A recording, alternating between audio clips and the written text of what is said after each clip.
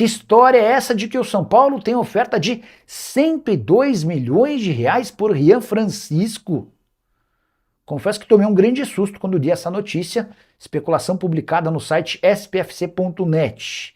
De acordo com essa publicação, o Shakhtar Donetsk estaria disposto a pagar 17 milhões de euros ou 102 milhões de reais pelo atacante de 19 anos de idade. Rian Francisco, em outros tempos, até poderia deixar a impressão de uma oferta desse tamanho, mas a verdade é que depois de subir ao profissional e não conseguir vingar, ele ainda teve uma lesão grave no ligamento cruzado anterior do joelho e voltou apenas nessa temporada numa condição física e técnica bastante abaixo. Também por isso, ele foi devolvido ao Sub-20 para que pudesse fazer jogos por lá para tentar ganhar condicionamento. A coisa até no Sub-20 tem sido mais complicada do que se imaginava. Ele foi marcar seu primeiro gol depois de 10 partidas na temporada, justamente no último jogo em 5 de maio. Confronto contra o Santo André em partida do Campeonato Paulista Sub-20.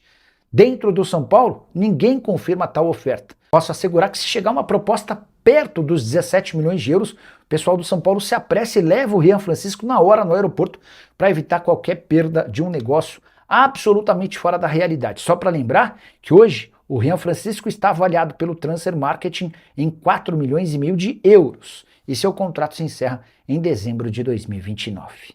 O Marcelo Bazégio, que tem notícia importante do São Paulo, a negociação com o atacante Vitor Sá travou? Como assim, Bazégio?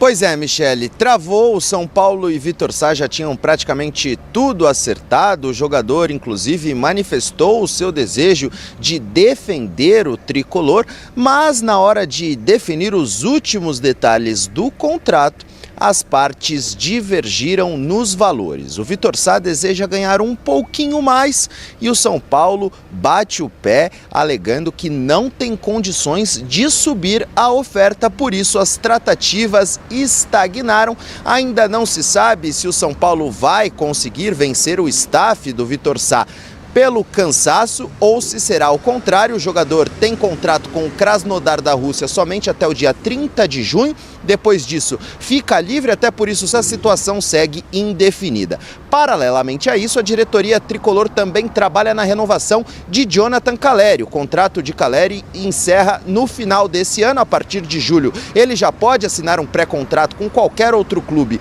e deixar o São Paulo de graça. E o mesmo problema enfrentado nas negociações com o Vitor Sá vem sendo enfrentado também nas tratativas com Jonathan Calleri, porque as partes divergem nos valores. O São Paulo atravessa uma grave crise financeira, não tem orçamento para investir pesado em reforços ou em renovações, por isso, assim como o Vitor Sá, Calleri não tem o seu futuro garantido com a camisa do São Paulo, viu, amigos? Puxa vida, que situação do São Paulo, hein? Que situação do futebol brasileiro, hein? Vitor Sá, então, travou a negociação e o pior é que agora é capaz de não renovar com o Calleri? Vitor Sá seria titular desse time no São Paulo no lugar do Ferreirinha? Ah, no lugar do Ferreirinha, acho que sim. Eu perguntei para vários na redação, todos falaram não. Não? Não. Então, trazer um jogador, não sei, ficar pagando um salário para não jogar... Já tem uma certa idade também. Eu entendo. Passa para outro, o São Paulo tem que entender os limites dele. Parece que está entendendo, porque o Domingos Duarte, o zagueiro, não vem porque também não aceitou a proposta salarial, o Vitor Sá está encontrando o mesmo problema. Aparentemente, o São Paulo está indo até onde dá, e os caras estão querendo mais dinheiro, Calleri, Vitor Sá e todos eles. O clube tem que pensar no clube, sim, na instituição. Dá para comprar, não dá para comprar, tá correto, se não der para vir, paciência. Minha, chegou a hora. Provavelmente. No São Paulo, o Santos demonstrou interesse em Arboleda. Será que vai? Será que tem a possibilidade? Dá para trocar por alguém? Não sei. Pelo zagueiro do Santos, muito bom o zagueiro. Qual deles? O Lucas Veríssimo, será que eles não? Ah, bom. Acabou de chegar. Aí tudo bem, aí vale. Aí eu topo. O volante também gosto muito. Qual deles? João Schmidt. Ele deu espaço, já era do São Paulo. Foi do São Paulo, é da base do São Paulo. O São Paulo prefere... O cara tá lá empoeirando, bicho. Põe alguém que jogue. O São Paulo não sabe o que fazer com ele, gostaria de negociá-lo por dinheiro, tem poucas ofertas para isso. Enquanto isso, ele não consegue contratar um zagueiro nem do nível do Arboleda, né? Não vai conseguir. Eu acho muito Muito estranha essa história. Até agora acho muito nebulosa essa história do Arboleda. De 10 anos de clube para um cara que vira um peso, problema e não joga ninguém no lugar dele. Então você acha que essa situação vai ficar ruim se voltar da data FIFA sem zagueiro contratado?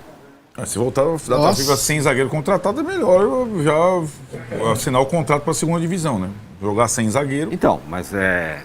Aí tem uma questão, né? O Santos está disputando as coisas que o São Paulo tá. Vai dar o Arboleda pro Santos? Não, dá não, mas se traz... Veja, é possível perdoar? Para mim, não existe alguma pessoa imperdoável na vida? Não. Não, na minha concepção, não. Você traria de volta o Arboleda pro time? Mas eu teria trazido há 3 meses já. Certo. Mas se o São Paulo não fizer isso, vai doar. Vai trazer alguém que jogue no lugar. Pois é. E nem o Vitor Sá também, que também tá perto para chegar, também não tá em crescimento. Não fechou ainda, né? Eu acho que a gente tem aquelas coisas, né? Nessa época de mercado, ficam a galera, tá fechado. Eu sabia que tá fechado quando o clube coloca na rede social dele. Isso. Ainda mais quando o jogador é livre no mercado, que ele pode escolher o que ele quiser. O mais aqui, puxa ali, vai o empresário e tal. Diferentemente do Domingos Duarte, zagueiro que melou, a questão do Vitor Sá é uma pequena diferença que o São Paulo não considera irreversível.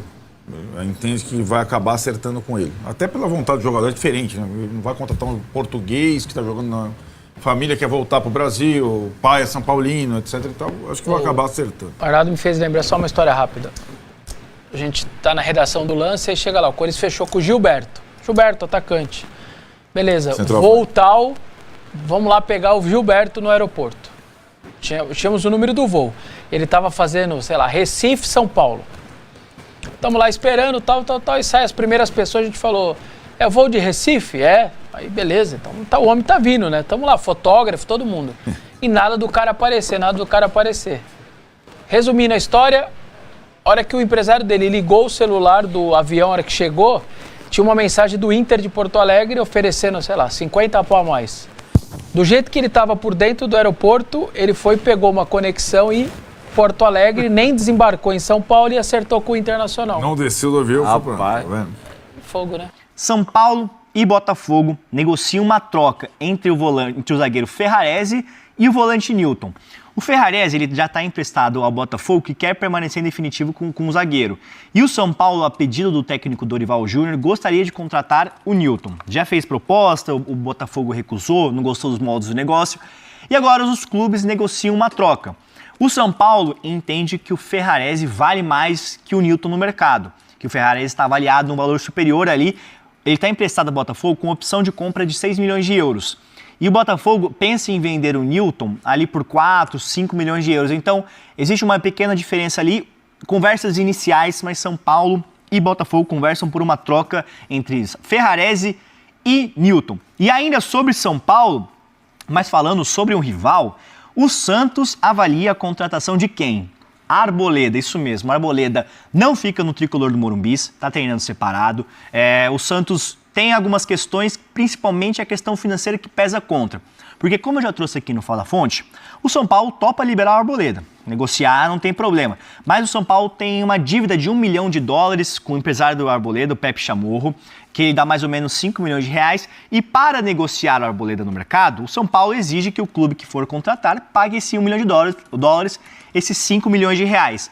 O Santos vê como um problema isso nas conversas. Teve os contatos iniciais, consultou condições de negócio. Algumas coisas também pesam conta, por exemplo, idade, que o Arboleda não é um jogador tão jovem assim. Também tem a questão extracampo, mas o Santos tem interesse no Arboleda e não queria pagar por esse valor de 5 milhões de reais que o São Paulo pede. Então, outros clubes já foram atrás também, o Vasco já tentou, fez oferta, mas ali não quer pagar esses 5 milhões de reais. O Vitória tentou empréstimo com o São Paulo pagando parte do salário do Arboleda, o São Paulo recusou logo de cara.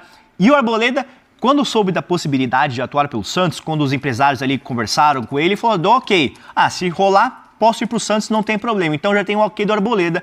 Resta agora ver se o Santos vai avançar na contratação, vai pagar esse valor que o São Paulo quer, mas o Arboleda não está nos planos do São Paulo e ele não fica para o restante da temporada, apesar de ter contrato com o tricolor do Morumbi até o final de 2027. Descontraído, fala bem o Ibanez. O Alalo conhece bastante o Ibanez, né? Acompanha a carreira dele. Sim. Você acha que ele vai ser o titular? O que você acha? Eu gostei dele, gostei da leveza do homem. Aliás, a primeira vez que ele foi, só sem te cortar, foi com o Fernando Diniz, certo? Ramon. Ainda com o Ramon? Ele o jogou, Fernando chamou ele também. Também, mas ele estava lembrando da partida que ele joga contra Marrocos. 2-1 para Marrocos. Foi o jogo de celebração da participação de Marrocos na Copa do Mundo. Isso. Foi aquele jogo que eu falei que o Rony começou a titular. Foi mesmo. E ele joga essa partida. Ele lembrou, a seleção estava se reestruturando. Ele tem uma virtude clara.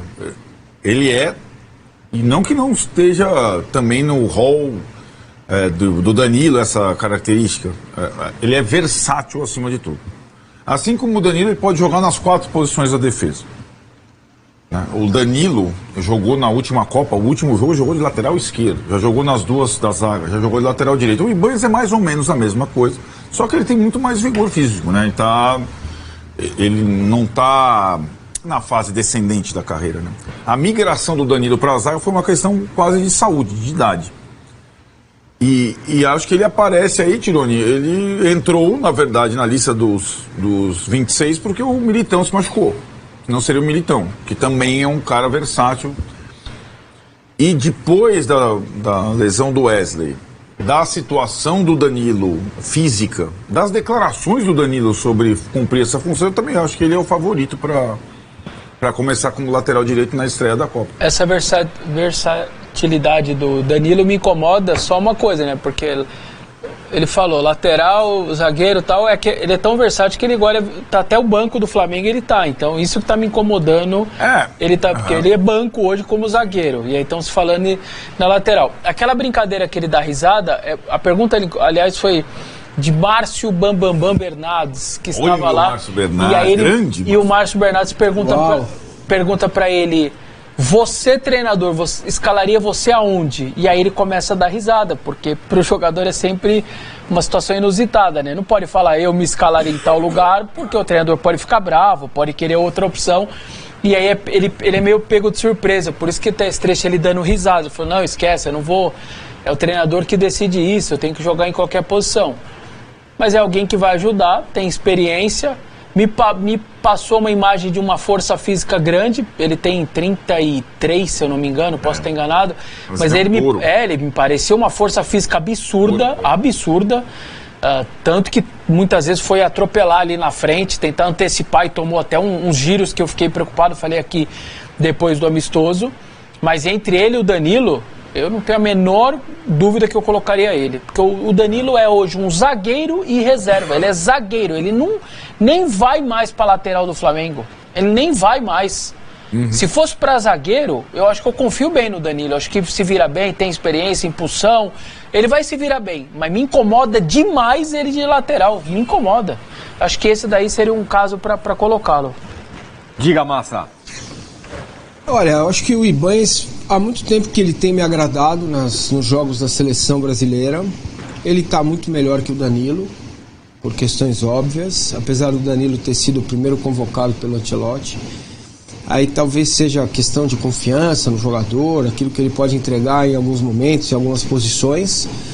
A gente tem que ficar pescando o tempo todo, né? Eu não sou o Arnaldo, mas eu também dou as minhas cavucadas em termos de ver treino, essas coisas e tudo, ainda mais agora em Copa do Mundo.